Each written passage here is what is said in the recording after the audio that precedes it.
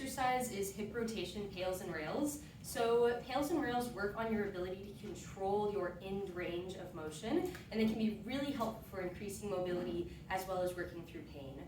For this particular version, we're going to do 990 hip transitions and do those PAILs and rails, those end range holds at the end ranges of those. So what's going to happen, I'm going to get my legs out in front of me, I'm going to rotate all the way to one side, and then once I'm at the end of my range, that's where we're going to do the holds. So I'm going to do a hold into internal rotation, or my leg coming up this way on this side. So what I'm going to do is I'm going to lean forward just a little bit, and I'm lifting that foot up, feeling my hip working to do that, and I don't have a ton of range at the end here.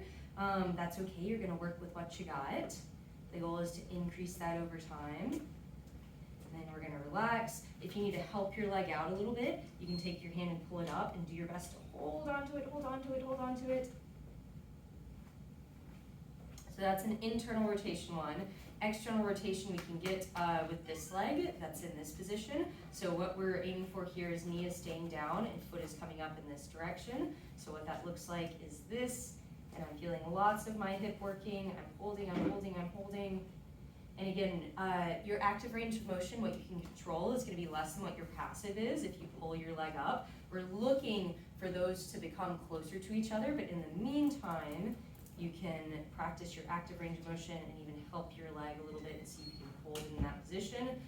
You want to be careful here not to overuse your back. It's easy to sort of like strain everything you got, and we don't want to use in a bunch of stuff that's not your hip muscles, so making sure that tail is a little bit tucked underneath you so that you're not kicking your back muscles to help with your